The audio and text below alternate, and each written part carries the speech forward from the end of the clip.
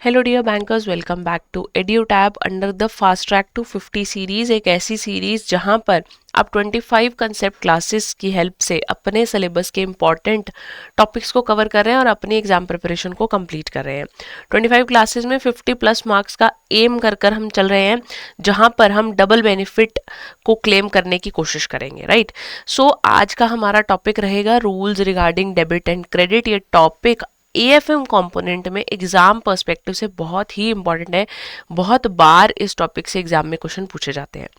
But before starting the topic, आपकी exam preparation के लिए प्रीवियस ईयर क्वेश्चंस बहुत इंपॉर्टेंट है। So we have prepared this document and this document contains important previous year questions along with important concepts. आप इस document को description में दिए गए लिंक पर क्लिक कर कर अवेल कीजिए और इस डॉक्यूमेंट की हेल्प से अपनी एग्जाम प्रिपरेशन को और भी ज़्यादा अलाइन और भी ज़्यादा फ्रूटफुल बनाइए। तो स्टार्ट करते हैं आज के टॉपिक से, जहां पर हम समझेंगे सबसे पहले अकाउंट का मतलब। आपने बहुत बार अकाउंट वर्ड सुना होगा। आपने सुना होगा राम का अकाउंट है, श्याम का अकाउंट है, कैश अकाउंट है, बैंक अकाउंट है। अकाउंट है क्या? तो देखिए, जब हम अकाउंटिंग करते हैं, है ना, हम बहुत सारी ट्रांजेक्शन्स को रिकॉर्ड करते हुए चलते हैं। हमारे पास एन नंबर ऑफ ट्रांजेक्शन्स होती है जिन्हें हम डेली बेसिस पर बिजनेस में रिकॉर्ड कर कर चलते हैं। अब हर पर्सन से रिलेटेड जो ट्रांजेक्शन है, हर पर्सन से रिलेटेड, हर एसेट से रिलेटेड, लाइबिलिटी से रिलेटेड, एक्सपेंस इनकम से रिलेटेड जो भी ट्रांजेक्शन है वो एक पर्टिकुलर हेड के अंडर लिखी जाती है, ठीक है। जैसे रेंट से रिलेटेड ट्रांजेक्शन है तो उन्हें रेंट अकाउंट के अंडर लिखा जाता है। कैश से रिलेटेड ट्रांजैक्शन है तो उन्हें कैश अकाउंट के अंदर लिखा जाता है। मतलब अकाउंट क्या है? Account is a place where transactions regarding a particular, a firm, an asset, any expense और एनी इनकम, जिनको जब एक जगह पर रिकॉर्ड किया जाएगा, that particular place will be known as account, ठीक है। अगर कैश से रिलेटेड ट्रांजैक्शंस को एक जगह लिखा जाएगा तो उसे क्या बोल दिया जाएगा? Cash account. रेंट से रिलेटेड ट्रांजैक्शंस को एक जगह लिखा जाएगा तो उसे बोल दिया जाएगा रेंट अकाउंट। बिल्डिंग से रिलेटेड ट्रांजैक्शन है तो वो बिल्डिंग अकाउंट। बैंक से रिलेटेड ट्रांजैक्शन है तो वो बैंक अकाउंट, ठीक है। हर एक पर्टिकुलर आइटम का, हर एक पर्टिकुलर पर्सन का एक अलग से रिकॉर्ड बना दिया जाएगा और उस रिकॉर्ड कीपिंग प्लेस को हम क्या बोल देंगे? अकाउंट बोल देंगे। क्लियर? अकाउंट पर्सन के नाम से भी आ सकता है, जैसे मान लीजिए Sita Gita account, Mohan account, Sohan account, किसी इनकम से रिलेटेड अकाउंट हो सकता है। इट डिपेंड्स कि आपको किस टाइप की रिक्वायरमेंट है for creation of an account. Clear? अब बात करते हैं डेबिट और क्रेडिट की। डेबिट और क्रेडिट को कभी भी आप इस तरीके से मिस इंटरप्रेट नहीं करेंगे कि डेबिट का मतलब पैसे बिजनेस से बाहर जाना है या क्रेडिट का मतलब पैसे बिजनेस में आना है और वाइसा वर्सा। डेबिट और क्रेडिट के कंसेप्ट को समझने के लिए आपको 3 क्वेश्चंस का आंसर करना बहुत जरूरी है। what is being exchanged, what is the medium of exchange and which parties are involved in the exchange। इन तीनों क्वेश्चन के आंसर आपको जरूर मिलने चाहिए, then only you will able to identify कि डेबिट क्या होगा और क्रेडिट क्या होगा। तो क्या एक्सचेंज किया जा रहा है? ठीक है, गुड्स एक्सचेंज किए जा रहे हैं, सर्विसेज एक्सचेंज की जा रही है, व्हाट इज हैपनिंग। उसके बाद मीडियम ऑफ एक्सचेंज क्या है? मीडियम ऑफ एक्सचेंज से मतलब है क्या आपका जो ट्रांजैक्शन है वो कैश में हो रही है या वो क्रेडिट पे हो रही है, और कौन सी पार्टीज जो है वो इस एक्सचेंज में इन्वॉल्व है। तो इसी टू फोल्ड इम्पैक्ट को जब हम अपनी बुक्स ऑफ अकाउंट्स में रिकॉर्ड करते हैं तो उसे क्या बोला जाता है? उसे बोला जाता है debit and credit. Double entry book keeping इसके बारे में हमें बताता है, या फिर आप इसको ये भी कह सकते हो कि जो ड्यूअल एस्पेक्ट कंसेप्ट है वो इसको सपोर्ट करता है। वो इसके बारे में हमें बताता है कि हर ट्रांजैक्शन के एट लीस्ट कितने इफेक्ट होंगे। हर ट्रांजैक्शन का डबल इफेक्ट होगा, 2 इफेक्ट्स होंगे हर ट्रांजैक्शन के। एक अकाउंट जहां पर डेबिट कर दिया जाएगा और दूसरा अकाउंट क्या कर दिया जाएगा? क्रेडिट कर दिया जाएगा। अब ये डेबिट और क्रेडिट किस बेसिस पर होगा, कौन सा अकाउंट कब डेबिट करना है और कौन सा अकाउंट क्रेडिट करना है, उसके बारे में हम आज समझेंगे, राइट। तो जैसे एग्जाम्पल में ये समझ लीजिए कि आपने एक लैपटॉप खरीदा, है ना, तो व्हाट इज बीइंग एक्सचेंज का आंसर आपको मिल गया that you bought a laptop, ठीक है। व्हाट इज बीइंग एक्सचेंज का आंसर आपको मिल गया that you bought a laptop. What is the medium of exchange, क्या आपने वो लैपटॉप कैश पे खरीदा या प्रॉमिस कर कर खरीदा, मतलब कि पे लेटर वाली सिचुएशन है, ठीक है। क्या आपने वो लैपटॉप कैश पर खरीदा यानी मीडियम ऑफ एक्सचेंज कैश है, या फिर अगर पे लेटर वाला सिनेरियो है तो आपने कोई बिल्स ऑफ एक्सचेंज इसके अगेंस्ट रिसीव किया है, मान लीजिए प्रॉमिसरी नोट है या बिल्स ऑफ एक्सचेंज है, यानी कि पे लेटर का प्रॉमिस आपने किया है। And which parties are involve in the exchange, मान लीजिए ये लैपटॉप डेल कंपनी का है तो पार्टीज यहाँ पे कौन सी इन्वॉल्व हो जाएंगी, एक डेल कंपनी हो जाएगी और एक आप हो जाएंगे जिसने इस लैपटॉप को खरीदा है, राइट। तो तीनों क्वेश्चंस के आंसर मिल गए। Then will debit and credit according to the rules of accounting, जो अकाउंटिंग के रूल्स कहते हैं उस तरीके से आप इन्हें क्या कर देंगे, पर्टिकुलर अकाउंट्स को डेबिट और क्रेडिट कर देंगे। क्लियर। तो अब डेबिट और क्रेडिट ट्रांजैक्शंस को किस बेसिस पर किया जाएगा, उसके लिए हमें दो अकाउंटिंग अप्रोचेस को समझना पड़ेगा। One is traditional approach and the other one is modern approach. आपकी IIBF मैकमिलन बुक में ज़्यादा स्ट्रेस ट्रेडिशनल अप्रोच पर दिया गया है, जहाँ पर हम ये देखते हैं कि अकाउंट्स को किस तरीके से क्लासीफाई किया जाएगा और फिर उनके डेबिट और क्रेडिट इम्पैक्ट को निकालते हैं। इस ट्रेडिशनल अप्रोच को हम गोल्डन रूल्स ऑफ अकाउंटिंग भी कहते हैं। गोल्डन रूल्स इन्हें इसीलिए कहा जाता है because they are very important for accounting. ये अकाउंटिंग का बेस है, अगर आपको इनकी क्लैरिटी है then only you will be able to record transactions in journal and then only you will be able to make further recordings in different aspects of accounting, ठीक है। और वहीं पर एक मॉडर्न अप्रोच आती है जहां पर हम डेबिट क्रेडिट के रूल्स को पढ़ते हैं डायरेक्टली। चाहे आप किसी पर्टिकुलर ट्रांजैक्शन को ट्रेडिशनल अप्रोच के बेसिस पर जज कीजिए या फिर मॉडर्न अप्रोच के बेसिस पर जज कीजिए, दोनों ही केसेस में आपका जो आंसर रहेगा, रिजल्टिंग जो आपका एंट्री का डेबिट और क्रेडिट इम्पैक्ट रहेगा वो सेम रहेगा। कभी भी ऐसा नहीं होगा कि ट्रेडिशनल अप्रोच में आपकी एंट्री अलग तरीके से सॉल्व हो रही है या मतलब उसका जो डेबिट क्रेडिट है वो अलग तरीके से आ रहा है, अलग आंसर आ रहा है, और मॉडर्न अप्रोच में आपका आंसर अलग आ रहा है। It will never happen. हमेशा दोनों केसेस में जो आंसर है that would remain same. Clear. तो पहले हम ट्रेडिशनल अप्रोच को डिस्कस कर लेते हैं, then will move to the modern approach. Traditional approach में हम अकाउंट को किसी भी अकाउंट जो होता है उन्हें तीन कैटेगरीज में हम क्लासिफाई करते हैं। One is the real account category, then comes the personal account category and the last category is nominal account. Real account में सभी एसेट से रिलेटेड अकाउंट्स आ जाएंगे, चाहे वो एसेट टैंजिबल है या फिर वो एसेट्स इनटैंजिबल है, मतलब आप उन एसेट्स की फिजिकल एग्जिस्टेंस है या फिर फिजिकल एग्जिस्टेंस नहीं है, दोनों ही केसेस में जो हमारे पास एसेट्स हैं वो किस कैटेगरी में आ जाएंगी, रियल अकाउंट की कैटेगरी में आ जाएंगी। Then comes personal account. Personal account में नाम से ही क्लियर हो रहा है पर्सन से रिलेटेड जो अकाउंट्स होंगे, तो जहां जहां ह्यूमन बीइंग्स या कोई और पर्सन, आर्टिफिशियल पर्सन इंक्लूड होंगे तो वो अकाउंट्स कौन से कैटेगरी में आ जाएंगे, पर्सनल अकाउंट में। और नॉमिनल अकाउंट का सिंपल सा रूल है, सभी एक्सपेंसेस, सभी इनकम, सभी लॉसेज और सभी गेन्स कहाँ आ जाते हैं, नॉमिनल अकाउंट की कैटेगरी में आ जाते हैं। Clear. Turn by turn in तीनों कैटेगरीज को डिटेल में डिस्कस करते हैं। तो पर्सनल अकाउंट कैटेगरी में हमने फर्दर अपने अकाउंट्स को तीन कैटेगरीज में डिवाइड किया, natural person, artificial person and then representative person. Natural persons जो नेचुरल ह्यूमन बींग्स हैं, those who are created by God, जैसे कि आप, जैसे कि मैं, सब नेचुरल पर्सन्स की कैटेगरी में आएंगे। चाहे ओनर का अकाउंट है, चाहे माइक का अकाउंट है, सेलेना का अकाउंट है, रोहन, मोहन, सोहन, श्याम, गीता, बबीता, कोई भी है, सभी किस कैटेगरी में आएंगे, नेचुरल पर्सन्स की कैटेगरी में आएंगे। ह्यूमन बींग्स की बात यहाँ पर की जा रही है। Then comes artificial person. Artificial person क्या होंगे, those who are created by man और you can say created by law, जिन्हें लॉ ने एक ह्यूमन बीइंग का दर्जा दिया है, जिन्हें लॉ ने कहा है कि ये इंसान ह्यूमन की तरह एग्जिस्ट करेंगे। They will have their own signature, they will have their own common seal, और वो अपने बेसिस पर, अपने बिहाफ पर ट्रांजेक्शन्स कर सकते हैं। जैसे कि जितनी भी हमारे पास कंपनीज हैं वो सभी क्या है, आर्टिफिशियल पर्सन है। आपने कंपनीज एक्ट पढ़ा हुआ है और कंपनीज एक्ट क्लियरली कहता है that company is an artificial person created by law, they can do transactions in their own name, they can sue others and can also be sued. ठीक है, इनके ऊपर कोई केस कर सकता है और ये भी किसी के ऊपर केस कर सकते हैं। तो जितनी भी कंपनीज आपके आसपास एग्जिस्ट करती हैं वो सब किस कैटेगरी में आती हैं, आर्टिफिशियल पर्सन की कैटेगरी में आती हैं।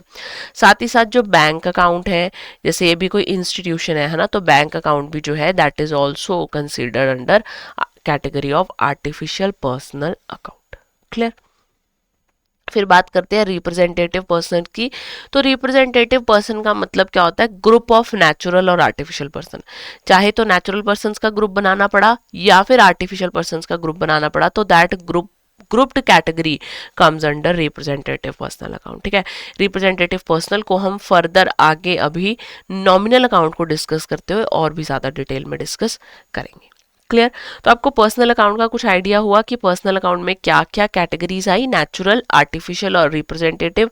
नेचुरल क्रिएटेड बाय मैन, जो क्रिएटेड बाय गॉड है, आर्टिफिशियल क्रिएटेड बाय मैन और क्रिएटेड बाय लॉ, और रिप्रेजेंटेटिव पर्सन्स यानी ग्रुप ऑफ आर्टिफिशियल और ग्रुप ऑफ रियल पर्सन्स जो हैं, ग्रुप ऑफ नेचुरल पर्सन्स जो हैं वो किस में आएंगे, रिप्रेजेंटेटिव पर्सनल अकाउंट की कैटेगरी में आएंगे।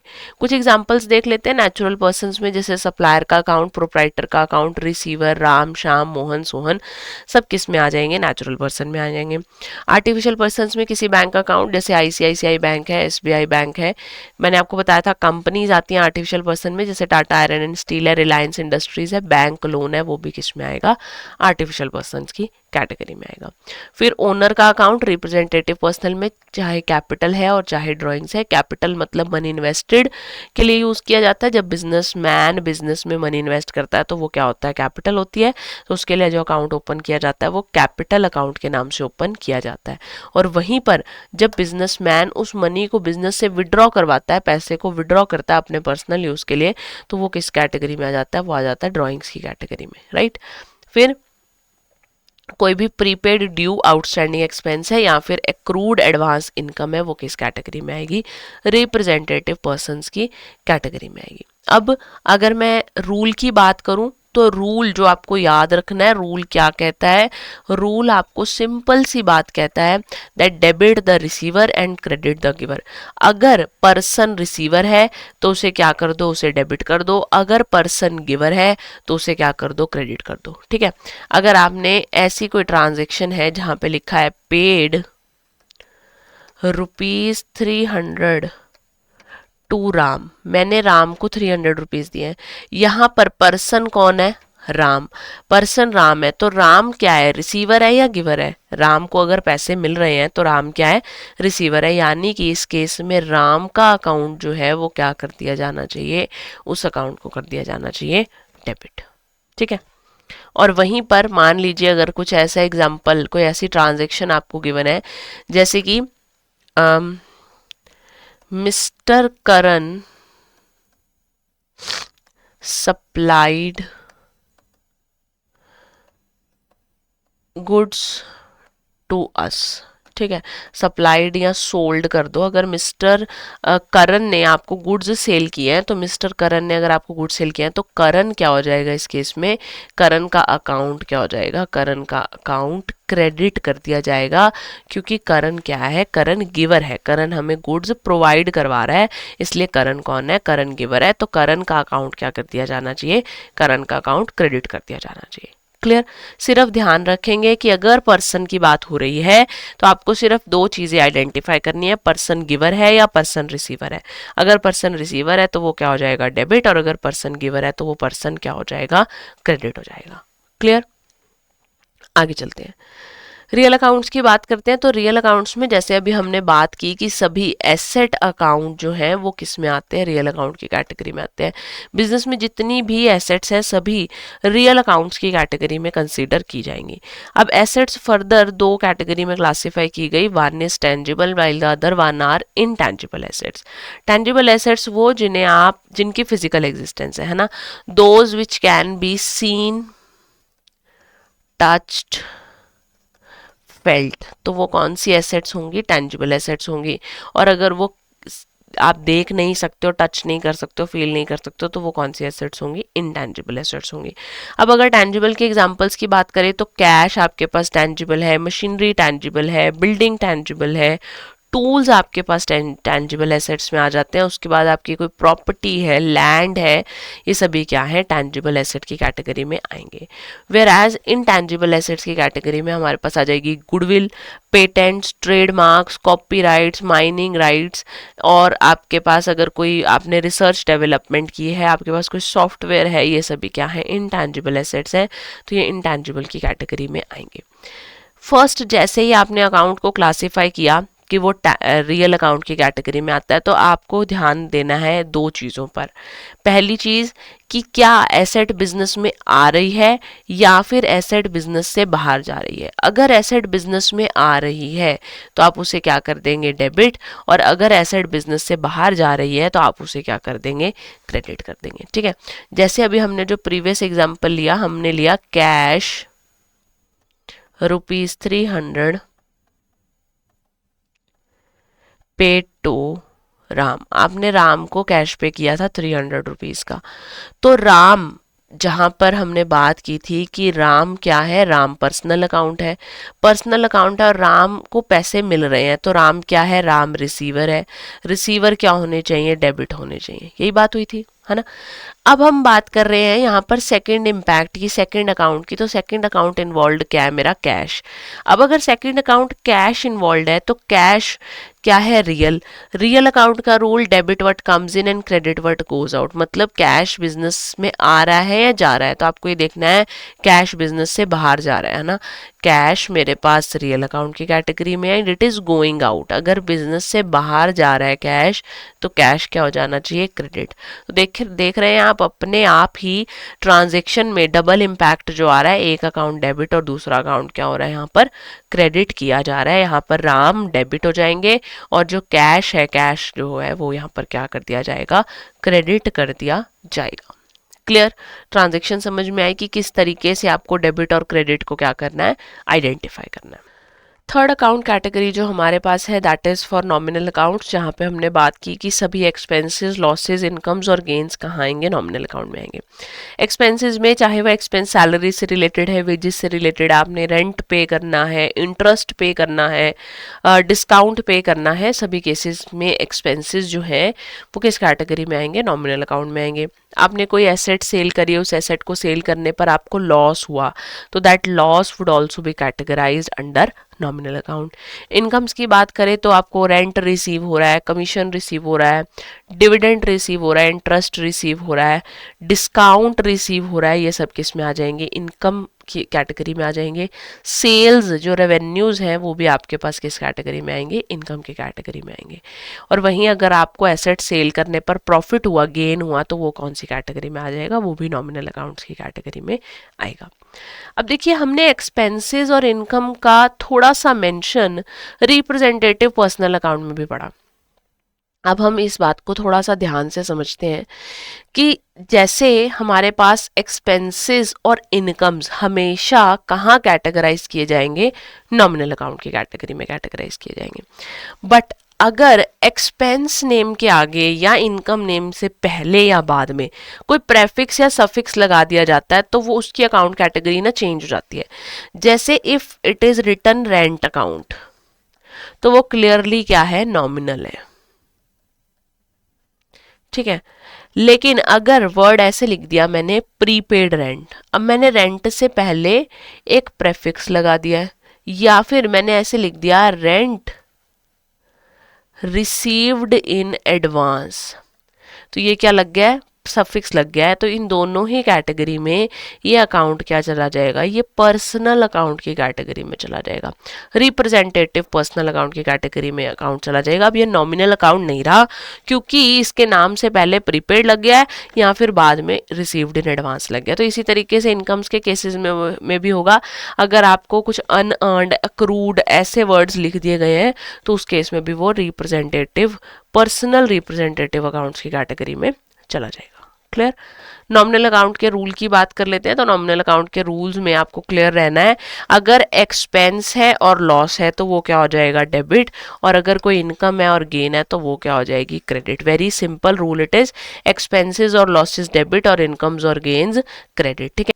मान लीजिए पेड रेंट है, आपने रेंट पे किया, रेंट मेरे पास एक्सपेंस है, इसलिए क्या कर दिया जाएगा, डेबिट कर दिया जाएगा। और रेंट कैश में पे किया गया है, कैश मेरे लिए क्या है, कैश मेरे लिए एक एसेट है। Debit what comes in and credit what goes out. तो कैश बिजनेस से बाहर जा रहा है इसलिए उसे क्या कर देंगे, क्रेडिट कर देंगे। तो एंट्री क्या हो जाएगी, रेंट अकाउंट डेबिट, और कैश अकाउंट क्या हो जाएगा, क्रेडिट हो जाएगा। क्लियर। आपको पर्सनल, रियल, नॉमिनल तीनों अकाउंट कैटेगरीज क्लियर है। किस तरीके से पर्सनल अकाउंट में सिर्फ पर्सनस आएंगे, चाहे वो नेचुरल पर्सनस हैं या आर्टिफिशियल पर्सनस हैं। पर्सनल अकाउंट का रूल बहुत ही सिंपल है, debit the receiver and credit the giver. अगर पर्सन को कुछ रिसीव हो रहा है तो वो क्या हो जाएगा, डेबिट, और अगर पर्सन कुछ पे कर रहा है, कुछ दे रहा है आपको, तो वो क्या हो जाएगा, क्रेडिट हो जाएगा।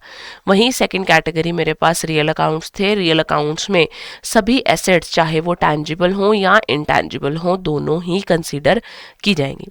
रियल अकाउंट में हम एक चीज़ का ध्यान रखेंगे कि एसेट बिजनेस में आ रही है या बिजनेस से बाहर जा रही है। अगर एसेट बिजनेस में आ रही है तो पर्टिकुलर एसेट क्या हो जाएगी, डेबिट, और अगर एसेट बिजनेस से बाहर जा रही है तो वो एसेट क्या कर दी जाएगी, क्रेडिट कर दी जाएगी। Then is nominal account. Nominal account में सभी एक्सपेंसेस, लॉसेस, इनकम्स और गेन्स इंक्लूड किए जाएंगे। एक्सपेंसेस, लॉसेस को डेबिट, और वहीं पर इनकम्स और गेन्स को क्या किया जाता है, क्रेडिट किया जाता है। अगर एक्सपेंस या इनकम नेम से पहले या बाद में कोई एक्स्ट्रा वर्ड ऐड किया गया है तो उस केस में ये एक्सपेंस या इनकम अब नॉमिनल अकाउंट नहीं रहा, it will shift to representative personal account, और इसके ऊपर पर्सनल अकाउंट का रूल अकॉर्डिंगली अप्लाई हो जाएगा। क्लियर। अब बात करते हैं मॉडर्न अप्रोच की, जहां पर हम अकाउंट्स को 5 कैटेगरीज में क्लासिफाई करते हैं। यहाँ पर हमने अकाउंट्स को 5 कैटेगरीज में क्लासिफाई किया और एक एक्रोनिम बनाया क्रेल के नाम से, जहां पर हमारी फर्स्ट कैटेगरी है capital. It is related to money invested by the owner in the business. Owner ने जब जब बिजनेस में पैसा इन्वेस्ट किया तो वो किस कैटेगरी में, किस नाम से बिजनेस में लिखा जाता है, तो वो लिखा जाता है in the name of capital. फिर आ जाते हैं रेवेन्यूज। रेवेन्यू मतलब सेल से पैसा रिसीव हो रहा है, कोई इंटरेस्ट रिसीव हो रहा है, कोई इनकम रिसीव हो रही है, सभी क्या हो जाएंगे, रेवेन्यू कैटेगरी में आ जाएंगे। Then comes expense. एक्सपेंस की बात हम ऑलरेडी कर चुके हैं, जो जो बिजनेस के खर्चे हैं, डे टू डे यूटिलिटीज के जो खर्चे हैं वो कहाँ चले जाएंगे, एक्सपेंस अकाउंट की कैटेगरी में चले जाएंगे।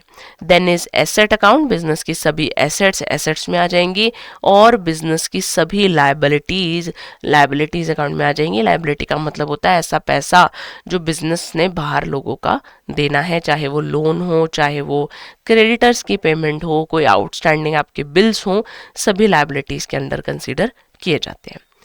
तो सबसे पहले डिस्कस करते हैं कैपिटल अकाउंट को। हमने अभी बात की कि money invested by the owner in the business is capital, ठीक है।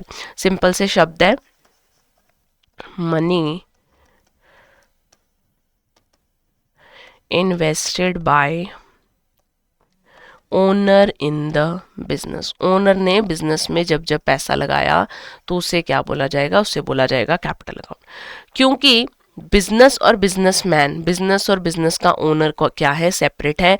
ये कौन सा कंसेप्ट इस बात को कहता है, तो इस बात को बिजनेस एंटिटी कंसेप्ट जो है वो कहता है, ठीक है। अब इस कंसेप्ट के हिसाब से जो बिजनेसमैन ने बिजनेस में मनी इन्वेस्ट किया, यानी कैपिटल के फॉर्म में मनी इन्वेस्ट किया है, वो कैपिटल बिजनेस के लिए इट इज अ लायबिलिटी।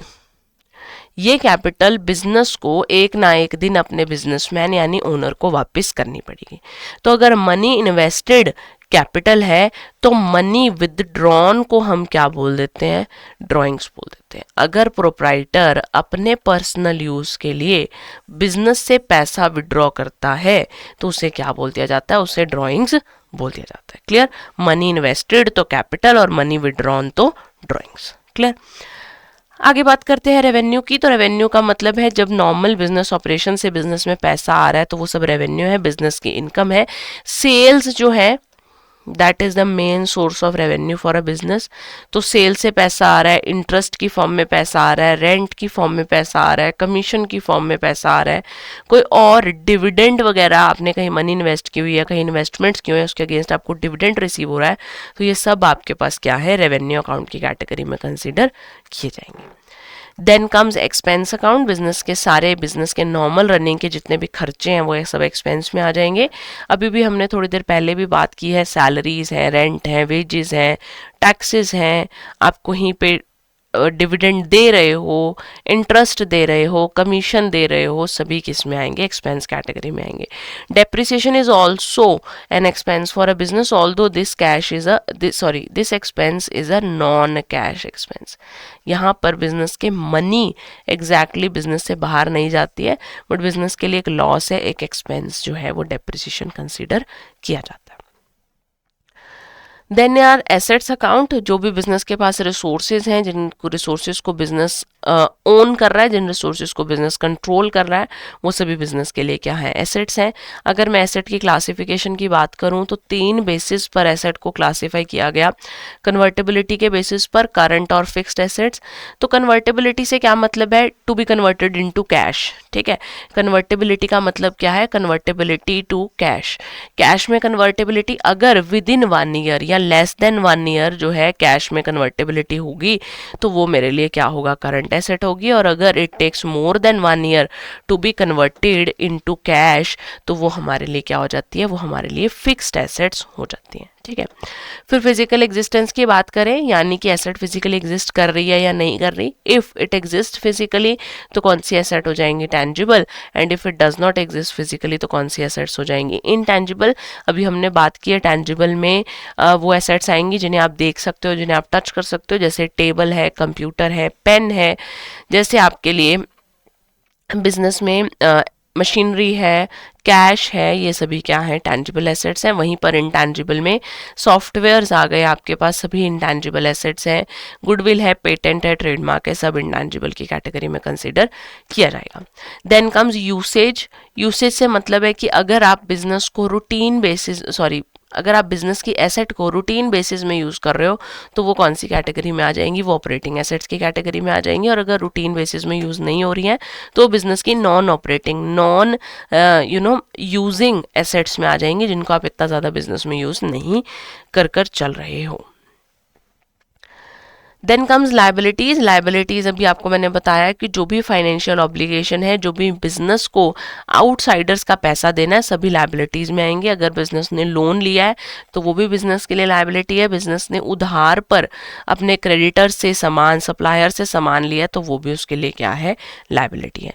कोई रेंट बकाया है आपका देना, कोई कमीशन बकाया है आपकी देनी, इवन अगर आपने पैसे एडवांस में ले लिए हैं कहीं से लेकिन अभी उसके अगेंस्ट सर्विसेज प्रोवाइड नहीं किए हैं तो वो भी आपके लिए क्या है, लाइबिलिटी है।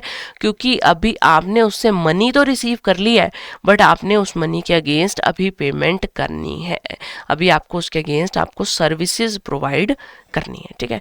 तो लाइबिलिटीज को ऐसे नहीं कह सकते हैं कि लाइबिलिटीज बिजनेस के लिए हार्मफुल है। बिजनेसेस जब चलते हैं तो यूजुअली उनके अंदर जो उधार है, जो क्रेडिट बेसिस है वो चलता रहता है। तो इस वजह से बिजनेस की ग्रोथ में ही थोड़ी बहुत हेल्प मिलती है बिजनेस को, और साथ ही साथ लाइबिलिटीज जो है वो फ्यूचर में बिजनेस यूजुअली पे कर देता है। क्लियर। तो एग्जांपल्स की बात करें तो अकाउंट्स पेबल आ गए, इंटरेस्ट पेबल आ गया, कोई एक्रूड एक्सपेंस है, कोई अनअर्न्ड रेवेन्यू है, और मोर्टगेज पेबल है, जो अभी मैं आपको बात करी थी, एडवांस में आपने कुछ पैसा रिसीव कर लिया, दैट इज अनअर्न्ड रेवेन्यू, जिसको आपने अभी जिसके अगेंस्ट सर्विसेज प्रोवाइड करवानी है। क्लियर।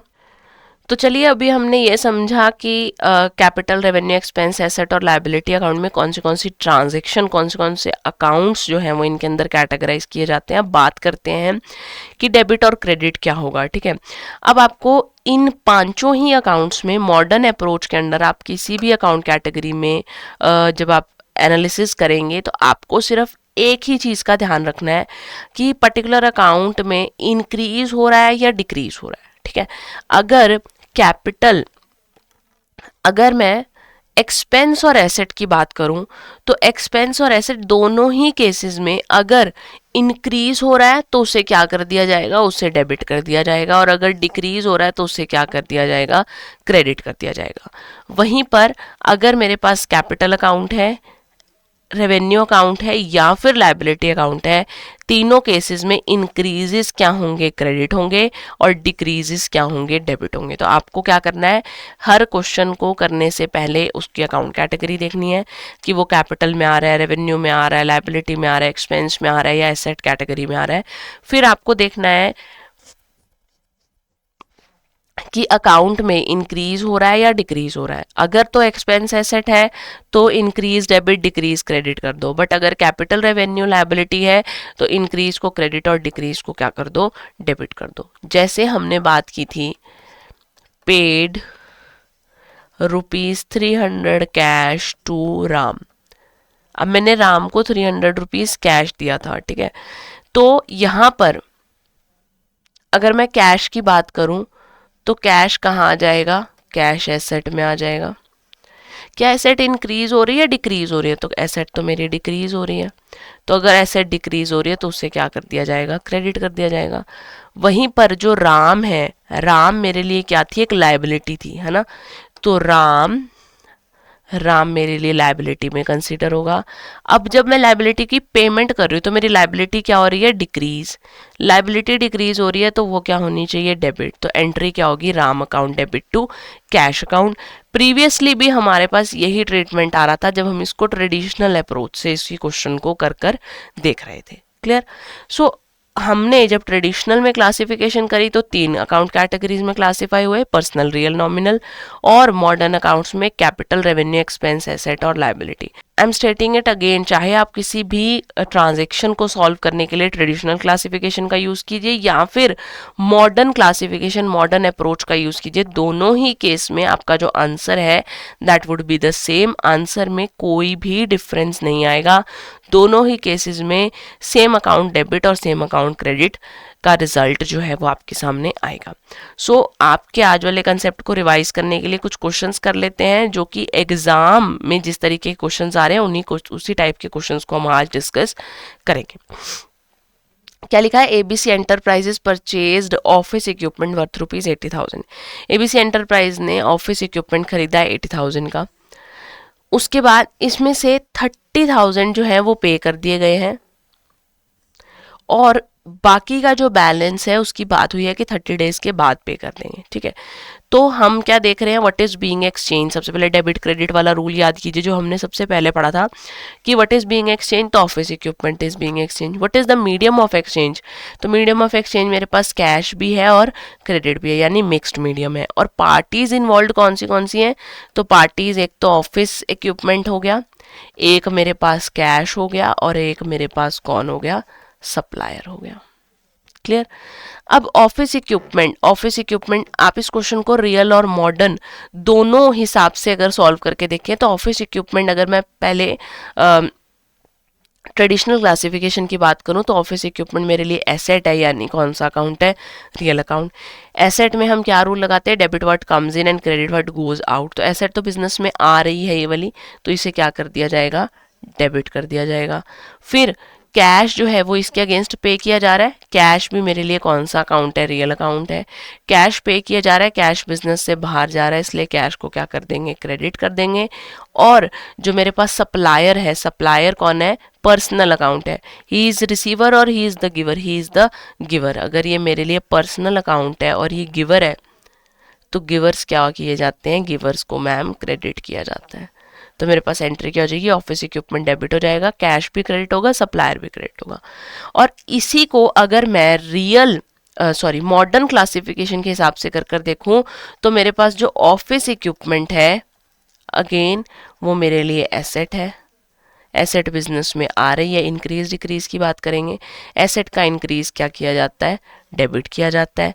फिर कैश है, कैश भी मेरे लिए एसेट है, लेकिन कैश क्या हो रहा है, डिक्रीज हो रहा है। कैश का एसेट का डिक्रीज क्या किया जाता है, क्रेडिट किया जाता है।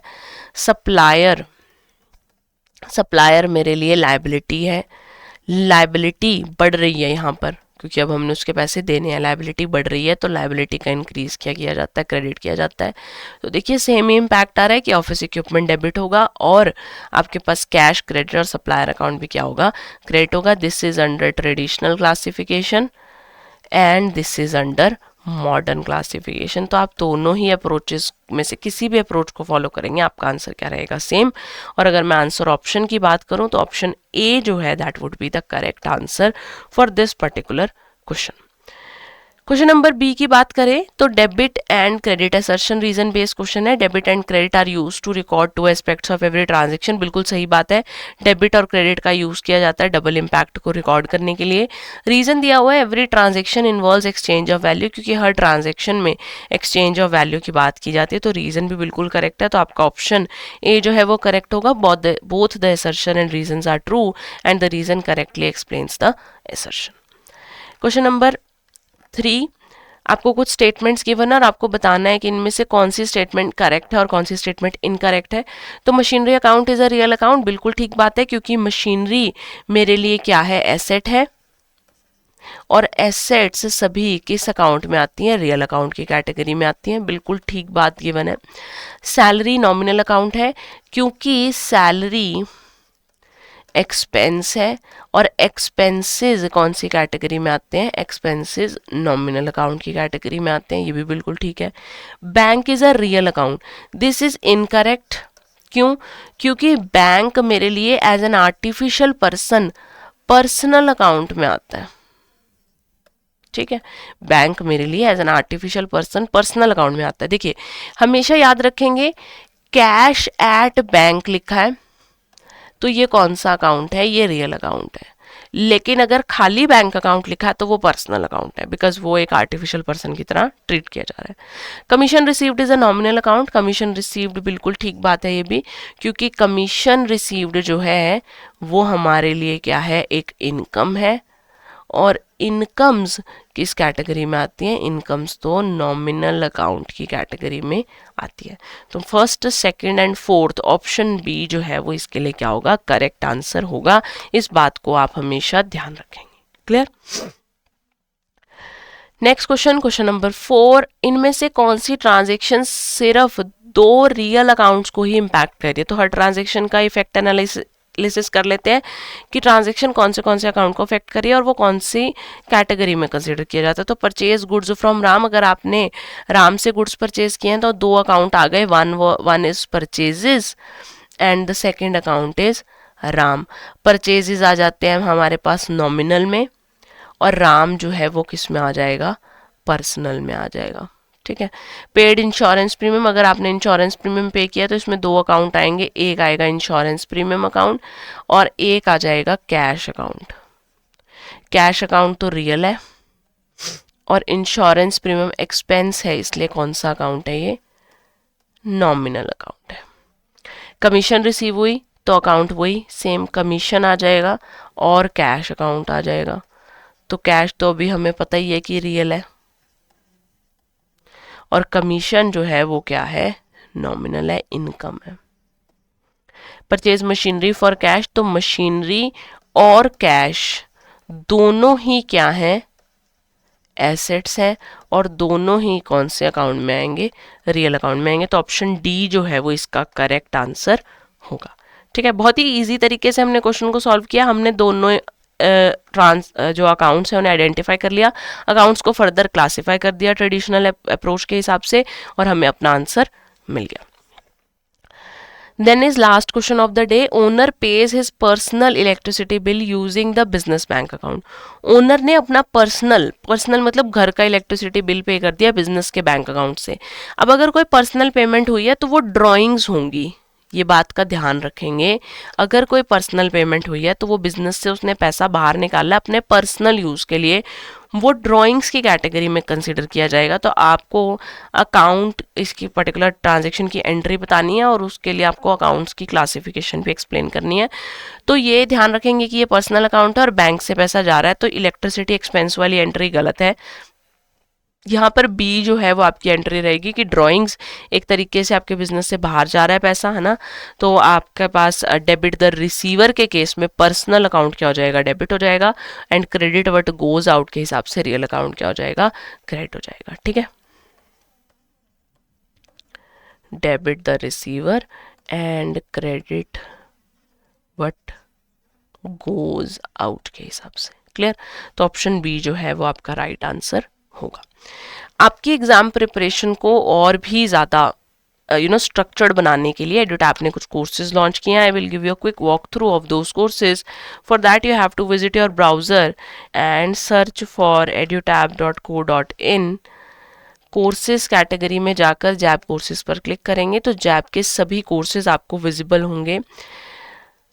अगर आप फास्ट ट्रैक प्रिपरेशन करना चाहते हैं, 60 कंसेप्ट क्लासेस में अपने फुल सिलेबस को कवर करना चाहते हैं, फुल सिलेबस के इंपॉर्टेंट टॉपिक्स को कवर करना चाहते हैं, तो आप हमारी लाइव क्रैश कोर्स बैच 4 इस टाइम पर स्टार्ट हो चुका है, आप इस बैच को ज्वाइन कर सकते हैं। यहाँ पर आपको लाइव क्लासेस मिलेंगी, प्रीवियस ईयर क्वेश्चंस मिलेंगे, चैप्टर वाइज और फुल लेंथ मॉक टेस्ट आपको मिलेंगे, जिसकी वजह से आप अपनी एग्जाम प्रिपरेशन को अच्छे से कर सकते हैं। लाइव क्लासेस में टीचर्स के साथ इंटरेक्ट कर सकते हैं और वीकली बेसिस पर आपको मेंटर टॉक भी मिलेगी, जहां पर आपको गाइडेंस दी जाएगी कि आप अपने एग्जाम को किस तरीके से क्वालिफाई कर सकते हैं।